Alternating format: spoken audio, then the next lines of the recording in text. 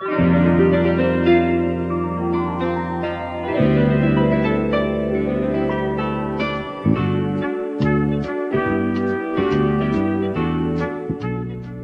old acquaintance be forgotten and brought to mind?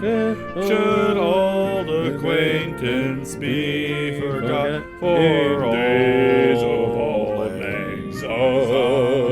Everyone knows the words to that classic. We'll take a cup of kindness, dear, for all. That old. The most famous version of that song is the instrumental by Guy Lombardo. So, the most famous version of that song, I believe, is sung by the cast of "It's a Wonderful Life." That was the number one single on the fucking charts. Was the original cast recording by "It's a Wonderful Life." I love Broadway. Perfect. That movie, you gotta love It's a Wonderful Life. People remember it as the movie about a guy who, sees the world if he was never born. But that is honestly not the plot of that movie. That is simply the climax. That is the last 20 minutes of that 2-hour movie are a guy seeing what it would be like if he didn't exist. The premise of It's a Wonderful Life is everyone kicks George Bailey in the nuts. Yes. That is the premise of It's a Wonderful Life. And a director who, was A Wonderful Life, obviously a beautiful movie. Just directed by a war bond salesman. Yes. It's a movie that it would be a holiday classic, but I often don't watch it just because I'm like, I can't cry. I'm not emotionally prepared to cry. Take 2 hours of this guy just getting mercilessly beaten. But there's this something, George Bailey gets kicked in the dick non-stop in that whole movie. And then you find out the guy who made that movie just hated the New Deal and FDR, and it's like, you found out it was directed by Mr. Potter. You found out that Mr. Potter directed the film. It doesn't make a lot of sense. He's Frank Capra, amazing filmmaker, obviously, but just there's a connection not being made. A problematic fave, okay? Absolutely. Frank Capra, a problematic Frank. A problematic Frank. Welcome back to the Capra Cast, where we are going through the cinematic works of Frank Capra, film by film. We are in the 27th straight week of watching military newsreels. I was going to say, did he do It Happened One Night? Yes, I believe he did. I think that's the only other Capra that I've seen. That's entirely possible. It Happened One Night, a film that I watched in film school, and I was like, oh, what a picture. So funny. And I watched it again last year with the ex-wife. And that is just one of the it's just one of the most deeply sexist films you've ever seen in your entire life. And I know it's from the 30s, a deeply sexist period of human history, but I don't know. I feel like you don't get the same level of sexism when you're watching a Katharine Hepburn comedy. It doesn't matter whether it's Cary Grant or Spencer Tracy. I feel like just It Happened One Night is exceptionally sexist, even for the period at which it was made. It's really fucked. It's very fucked. And I think it's kind of from that era, and I'm not saying this is right at all, but I think it's kind of from that era where they're like, well, it's okay if it's sexist because Clark Gable's hot. And it's like, no, it doesn't. That's not how that works. Listen, no one is on the other side of the Clark Gable is hot issue. Okay, we all agree, but that does not cancel. It does not excuse his actions. My misogynist bae. Go check out my Clark Gable fan cam. Fucking great. Fucking Clark Gable Army Yeah, it's absolutely great. Oh, we didn't do the usual way that we start. This I've got podcast. one if you want. I've got one if you want to do one. Okay. Who am I? Vern. Kevin Lana Matrix. Ooh. Vern, another year come and gone. That's why we were singing Auld Lang Syne 15 minutes ago. And it's been a long while since we recorded a KeVern. Can't tell you the last time that we did it, but it's been a while. And there's a lost KeVern that did not make the cutting room floor because we were trying to record it while I was in a moving vehicle. And, bad idea. And that was no reception whatsoever. And there's a few other. It's been. You've heard it here. Oh, geez. You heard it here first, folks. 2022 or 2021 has been a weird year. It's been a weird year. And you heard it here first. And, yeah, we're the first to really point it out. I don't know if anybody else has noticed. If you look back. Yeah, if you look back at like any part of 2021, you could kind of like, if you really pay attention, you can see like, oh, that was kind of weird. This seems abnormal. That weirdness made our schedules go cuckoo. But I'm sorry, my clock just went off. What did it make our schedules do? It made our schedules go ooga. Oh, I'm sorry, my submarine just pulled up. What did it make our years do? I know you're supposed to do comedy in threes, but I don't have a third one. I don't have a third sound effect. Sorry, the sound effect board is it's broken. It's under maintenance. So I'll just play some out of context Trump clip. Get her out of here. So that was great. Let me play that clip of him talking to the kid about Santa Claus. He's like, "Do you believe in Santa Claus? You're marginal, 7. It's right? marginal, right?" Which talking to a 7-year-old like he's like making a business deal. Okay, terrible man. Horrible man. Horrible. Awful president. Awful human. He's got some plague. jokes. He had some funny bits. And we all never. Very rarely intentionally funny. Nope. But whenever he was unintentionally, like, if you can look past the fact that, like, I don't know, he's like the whore of Babylon, and he probably brought about the end of the world. He was a horrible orange monster, but at the same time, he got jokes, and that's the way it has to be. But Vern, another year come and gone, and I think as is tradition in our culture, we like to look back on a year that has come and gone. And I'm lonely and you're unemployed, and we felt like recording a podcast. So I think it's time to talk about perhaps KeVern's favorite things of 2021. A rough year, but these are a few of our favorite things. Number 1, when the dog bites. Number 2, when the bee stings. Number 3, when I'm feeling sad. I simply remember my favorite things, and then I don't feel so bad. Somehow that became a Christmas song? Somehow. That just random ass song from The Sound of Music? I guess because it mentions material objects. And that makes sense. I watched Scrooged for the first time this year. Bill Murray Scrooged. Richard Donner. Shit. And you'll it's believe amazing. a man can Scrooged. And it's amazing how that movie and they try to turn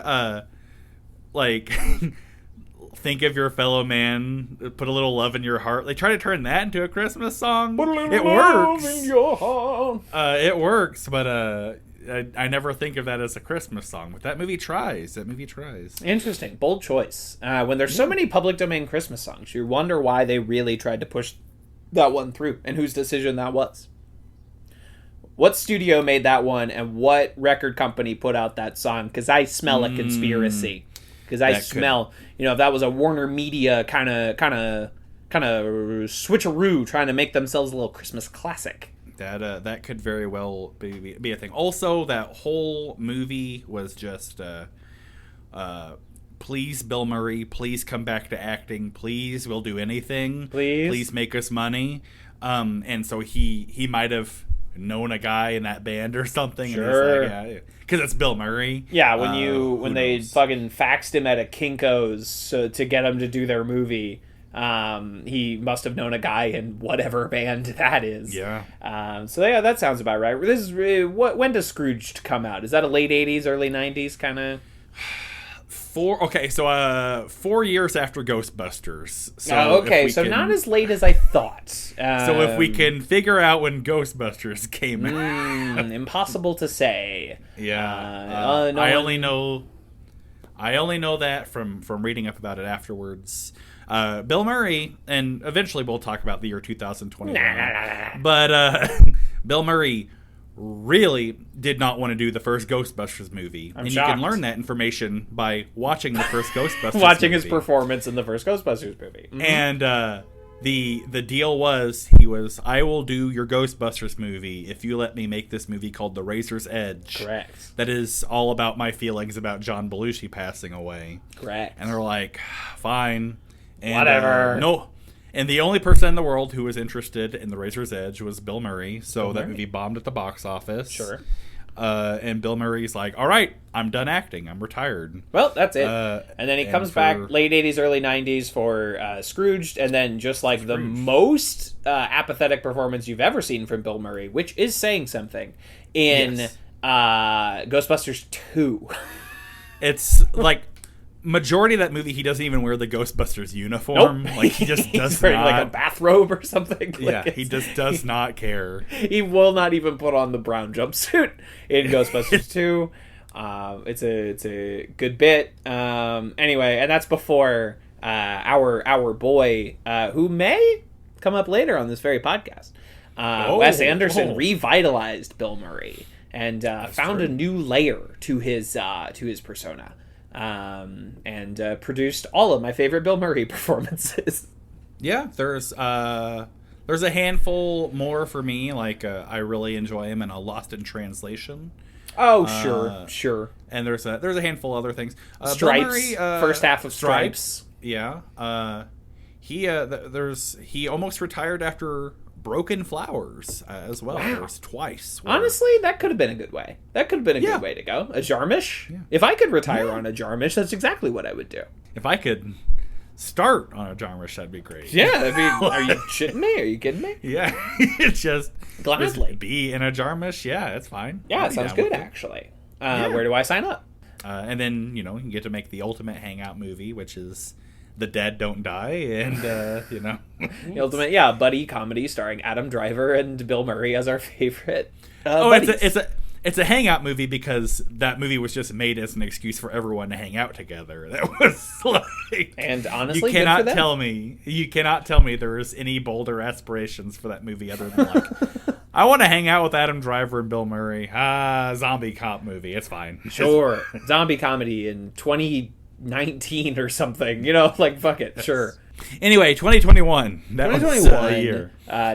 Not the year of Dead Don't Die, sadly. Though the year of hangout horror comedy Werewolves Within, which was very good. That's my review of Werewolves Within. I thought we were going into your list already. But, no, didn't make the list, did not make the cut, but worth the rental fee, I will say. If you need something to add to your horror comedy list, your Army of Darkness, your Cabin in the Woods, your Tucker and Dale versus Evil, I gotta recommend Werewolves Within. I've noted that recommendation. I gotta check that out. Sam Richardson was his year. He's a very funny man. Sir, not appearing on this list, but he did Werewolves Within. He did Tomorrow War. He did I Think You Should Leave. He was in some other stuff. He was in Ted Lasso Season 2. It was Sam Richardson's year. Gotta love it. Happy for him. But good again, for him. None of his movies appearing on this list. Because this is not a list of films. This is a list of things. Yes. Though, I'm sure there's at least one film on both of our lists. There's one film on mine. I tried to limit it to, I have, I try not to double up on any medium. I try not to double up on anything. I really wanted to diversify the list because my list of my 40 favorite films of the year will be published soon enough, because there were like 40 movies I really enjoyed this year. I wanted to space it out. Wanted to diversify a little bit. Yeah, absolutely. I didn't even limit myself to things that came out this year, but they were things that I personally enjoyed this year. There is a thing on my list that is it's a little fuzzy if you want to contribute it to this year or not. It's a little but we'll get there. Sounds great. So I refused to pare down my list past 6. I simply couldn't do it. So I will go first because I am a deviant. I'm a little scamp. So my first. Now these are in no particular order. This is not a ranked list on my end. I don't know if yours is. Kind of, sorta. I have things that some of the things on here are just like, it's really good. That's the only thing I can say about it. Hey, well, there you go. And so there are the things that I have like a little bit more to say about. I'm saving for the end of my list. Sure, but it's mostly a non-ranked thing. Love it. Love that for you. Love that for us. So I'll do the first one that I've already kind of tipped my hat to a little bit. The film on my list that I've decided to highlight from a director that I adore. And I don't love all of his movies, but when he releases a new movie, I say, check please, 1 ticket, admit 1, and I go down to the Cinemaplex and they rip my ticket, or more accurately, they scan my smartphone, and I line up every time. Doesn't matter. And again, I would honestly say, like, this guy's like 50-50. You know, there's several of his films that I love. There's several that I don't particularly care for, but he's an appointment viewing for me. Because he is completely unique, and people like to dismiss his movies before they even come out because they're like, "Oh, this guy's doing his thing again. Oh, this thing," and I'm like, "Oh yeah, I hate his completely unique, unparalleled style that makes him immediately identifiable. Ooh, can't believe he's doing that again. I can't believe he's making movies the way they want to be made. Let's sand that off. Let's really make it anonymous. Let's really do everything we can to remove the personal stamp from films, please." So every time he's coming out with a new movie, we go through the same cycle over and over again, and then the movie comes out and people are like, yeah, that was okay, and then 2 years later they're like, oh, that was really good, actually, that was great. Happens every time. It's unbelievable the degree to which that can be predicted. And this time I said, no, I am going to admit early on how good this thing is and just embrace it and just welcome in. Not even my favorite movie or the quote-unquote best movie I saw this year, because I think that would be Licorice Pizza. I think that would be the best movie that I saw this year. Warts and all. I think there was just an excellent film. Pimples and all. Hey, am I right? Hey, a movie about young people where they actually have acne? I mean, a miracle. That is not the movie that I've decided to highlight, because if I'm being honest with myself, because if I'm just being truthful about what film I enjoyed the absolute most that came out in the year of our Lord 2021, that movie is The French Dispatch, directed by Wes Anderson. Wes Anderson. Vern, have you seen this film? I have not gotten an opportunity to see this movie yet. As I said to you off camera, I've had a real start, stop, touch and go relationship with movie theaters this year. Every time I think, like, you know what, I feel good, I feel safe about going to a movie theater, I go to a movie theater and I go, what have I done? And so I have not gotten an opportunity to see French Dispatch. However, the real Wes Anderson head in this household, my wife, has seen it, and she enjoyed it.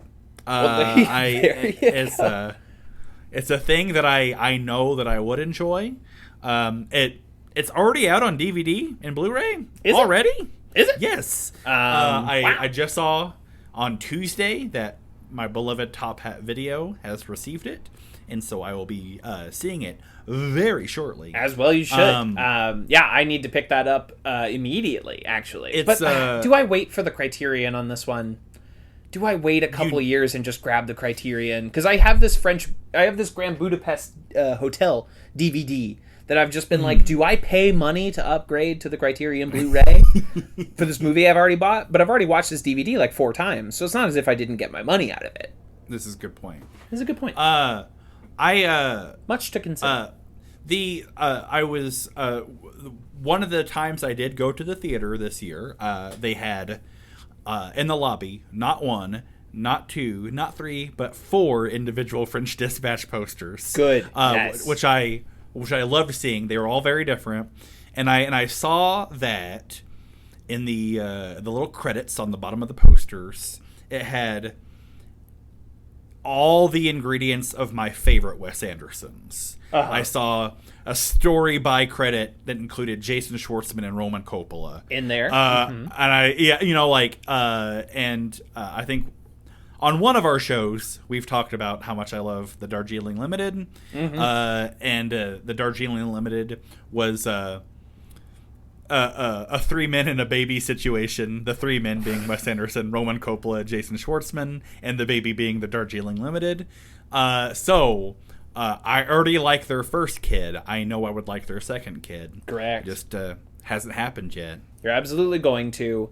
If you've seen a Wes Anderson movie, you have a general idea of what to expect here. But this is like Grand Budapest mode Wes Anderson. This thing is fucking slick. It is fucking tasty. Every frame a fucking feast. And he's also doing all these new things. He's trying out new tricks. He's coming up with some exceptional fucking gags in this movie. He's added some new members to his repertoire of actors, his company, that I think it's unbelievable that they haven't gotten there before. Like, Jeffrey Wright is unbelievable in this movie. He's so excellent, and the movie is 3 like short stories. So it is, and his is the third and final, and it is exceptional and touching and beautiful. But you also have like the Benicio del Toro Léa Seydoux story at the beginning. You have the Timothée Chalamet Francis McDormand story in the middle. They are all excellent. They are all funny. This movie is unbelievable on a level of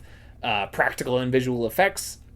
They're doing shit in this movie that I think is on another level, and the fact that people can look at that and just be like, yeah, it's Wes, and just like put it in the maybe pile, it infuriates me to no end. And I will be writing many sternly worded letters to reviewers around the world, because this movie I just found to be endlessly joyful. I saw it in the theater 2 times, and I will watch it many more. You did you pointed out, like, it really is, having seen the 4 posters as well. I say they had 4 posters, but they also had the big cardboard stand. It really is like Actors the movie. Yeah, it's everybody. The stand looks like the Sgt. Pepper album cover. And it probably doesn't even have every notable person in the movie, or every person that makes a note, or and also some of those like incredibly famous and beloved people are around for one scene. I swear to God, some of them don't even have lines. It's just he has this beautiful company, and he keeps telling these like. He paints these beautiful pictures with his world and his, symmetrical design and the beautiful colors and the beautiful framing. And always people overlook how, like, profoundly sad and introspective these movies are on top of all of that. And this one that was so binned by so many people as being, like, disposable or fluffy has just this beating heart core to it that I adore. So The French Dispatch, if I'm just being honest, my film of 2021. I loved it. How about that? How about it? If I weren't on a Matrix deep dive right now, The French Dispatch would be the next thing I go to. It would be a nice palate cleanser whenever I'm finally out of the War of the Machines. Yeah. Well, you gotta defend Zion. You can't give up on Zion. Yes. Yeah, you gotta fucking finish it off. Because Resurrections was great as well, so I'm sure Morpheus would be very upset with me if he found out that I took a break from fighting the War on the Machines to read a newspaper. So to read The New Yorker, and also The New Yorker named The French Dispatch its movie of the year, which is deeply hilarious if you have seen the film The French Dispatch. That's a good bit on behalf of The New Yorker. So that is my first item on our list. Okay. Sorry, I know that took a while, but It's all good. Had a It's lot all to say. good. I've got a lot of things on my. I got a few things on my list that are the most I can say about them is like, hey, this is really good. I like this. So Hey. it'll balance out. I'm gonna jump around on my list, but it means nothing to you because no one can physically see my list. Nope. I'm gonna talk about my video game of the year. Ooh. And this is the one where it's questionable if it counts as the video game of the year because a version of it did come out this year, but it's not known as a 2021 thing. Y'all, Grand Theft Auto Vice City. Whoa. Like, okay. y'all, I don't know. I can't explain it, but at some point during this year, I just thought, like, man, I just want to drive around in Vice City and listen to 80s music. And they came out with a remaster of it. And the remaster's got some problems. It's got some technical errors. But man, in this world gone mad, it feels really good just to casually drive around a big city listening to 80s music. It feels really good. Yeah. Just and you know, there's more game to it than just that. But a lot of my time spent with it this year has just been, oh, I want to drive that car. Oh, I want to drive to that place. I like this song. And it's been great. It's been a great, like, it's been a kind of a palate cleanser. Just come home from an off day or a rough day, and I go, I just drive around now, and it's been wonderful. Hell yeah, Game dude. of the year. Yeah, game of the year, Grand Theft Auto Vice City, a game that came out. Fucking who the hell even knows? I think at least a decade ago. Yeah, you know what? Oh, more than that. Yeah, Grand Theft Auto 4 came out a decade ago. Good point. Yeah, good point. Yeah, hell yeah, dude. I love that. It's the game is like uglier than homemade soap, and it got a lot of, like, you listen to the commercials on the radio, and it's like, oh, this stuff is very problematic. These jokes did not age well. Yes, but I don't know, man. Like, drive around. You can be around people and not worry about getting a horrible disease. No one like, in Vice City has the fucking plague. No, it's just it's been nice and cozy, and it says something about the state of our world where Vice City, where the first name of the city is Vice.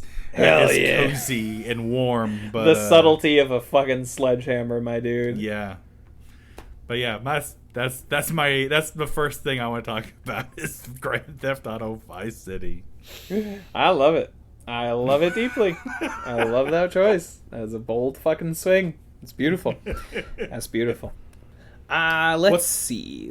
Yeah, what's next on your list? What's What next are we on talking me? about? Well, mine equally did not come out this year. There actually was a piece of media from this property that came out this year, but I am not discussing that because it was not particularly good. Okay. It is also about crime in people with questionable fashion sense.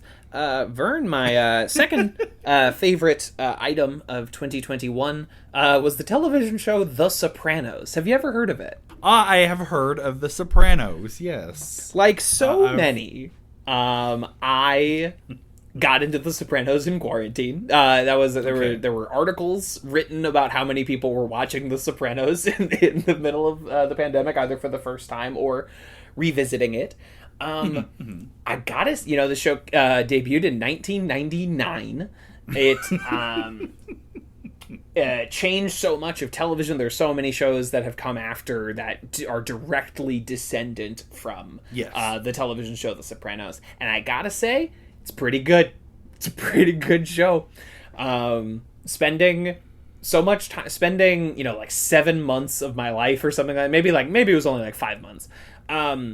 Watching the 7 seasons of The Sopranos and spending time with these horrible, hilarious characters and living in this world, in this beautiful, soulful, sad piece of television, watching, the mobster go to therapy. No one oversold this piece of television. It is breathtaking and beautiful and thrilling and interesting and dreamlike all throughout. And I loved spending time with it. I loved reading the book Sopranos Sessions by Matt Zoller Seitz and Alan Sepinwall alongside my viewing of The Sopranos as a great sort of dissection, a great critical companion to the show that only increased my love of it. But I cannot recommend it enough. Streaming in its entirety on HBO Max. The Sopranos. Check it out. The Sopranos is responsible for one of the heartiest laughs I've had all year long. As you alluded earlier, well, you didn't allude, you said it. I'm unemployed. And this long story, but the company I worked for got bought out, and suddenly, just the normal things that happen with a buyout happened. A lot of people felt like they got stepped on and pushed to the side. And there was one person I worked with who checked out. Who checked out a lot earlier than I did, and their job was that they were supposed to answer phone calls, and I went to go see them because they were my buddy, and their phone was ringing, but they were sitting there watching The Sopranos because they were so checked out. And I thought that was super funny just to. Just like, that's where we're at right now. We don't care anymore, and we're getting paid to watch The Sopranos at work. Hell yeah, that's where we're at. Yeah. In this year, that was actually pretty phenomenal for like workers' rights in the United States. Something we had really like thrown in the fucking toilet for 40 years. Thanks, Reagan. It was really like in this banner year for workers' rights. I'm glad we've all also latched on to The Sopranos. I think that's great. Yeah, there's 2 steps you make that you can take if you're not happy with where you're at, and that's either like walk out or watch The Sopranos at work. And my buddy Hannah decided to watch The Sopranos at work, and that's the latter. I'm cool with that too. And if you tell on your boss that your buddy is watching Sopranos at work, you're fucking scab. You're a class traitor, and you should be shot. I do not support Sopranos busters. No, absolutely not. Or Ghostbusters. Honestly, get them out of here. Not on my 2021 favorites list. Any form of ghost busting. I saw the ghost toy whenever I was at Target, and it made me so sad. Just so sad. So sad that they made an action figure not of a man who is dead while he was alive, but an action figure of a dead man while he's dead. While he's a ghost. That's something. Ain't that something? It's so sad. Anyway, they've still only made one good Ghostbusters movie, and it will probably stay that way. Yeah, absolutely. And I think that's fine. I think it's okay if there's only one good Ghostbusters. We can all just move on with our lives.